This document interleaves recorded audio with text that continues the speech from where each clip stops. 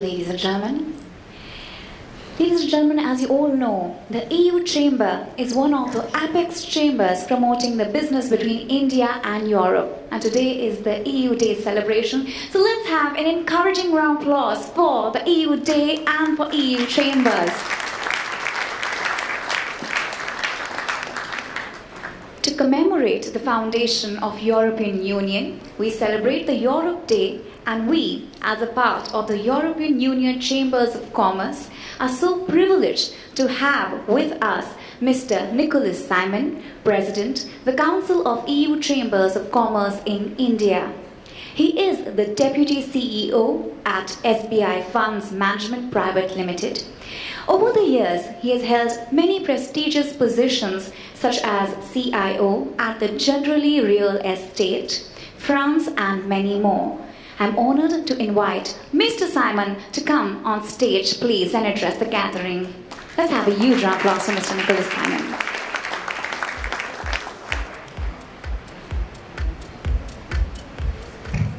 Thank you. Good evening, ladies and gentlemen. It's a real pleasure to have all of you tonight. So it's a prestigious event, and we're happy with the European Chambers to organize, celebrate the Europe Day with you every year. So it's a great pride and a pleasure to have meet us Mr. Anil Kapoor, which I don't need to introduce.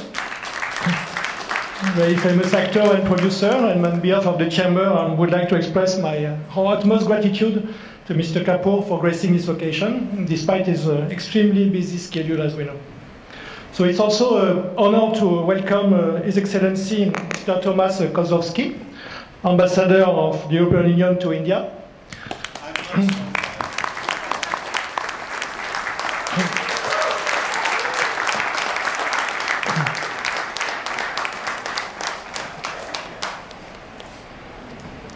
I'm thankful to the European Ambassador for his gracious presence and for joining us today in organizing this Europe Day celebration. I would like also to express a warm thank you to His Excellency Mr. Artis Bertudis, who is Ambassador of Latvia to India.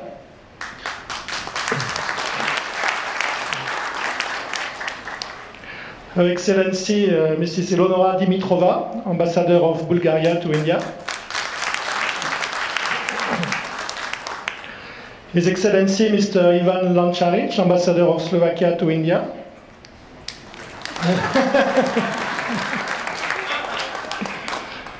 And all the Consul General who have been here today with us. So thank you to Peter Wigbert from Belgium, to Jerry Kelly from Ireland, of Sonia Babri from France, of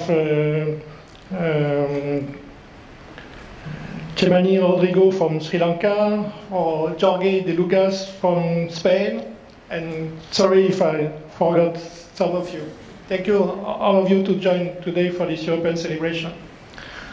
And I think it's even more important today to celebrate the Europe Day, because, as you know, we are in a global context of discussions about the benefits of globalization, day of trade wars, days of rise of protectionism. And I think it's very important to work harder, and to work harder to help all businesses in India and in Europe to grow and to create more jobs, to create wealth, and to create value for all their stakeholders. It's election time in India and also in Europe next, but you know, whatever passionate political debates here and there about society, there's always a consensus about the need of economic development, since many social issues could be solved through sustainable economic development. And I'm convinced that the essence of the Chamber to support as much as possible economic development through business development. So whatever political circumstances, Indo-European cross-border cooperation works, and it creates value for all parties. And I can give you the example of you know, my company, because I can illustrate what happened here when you cooperate.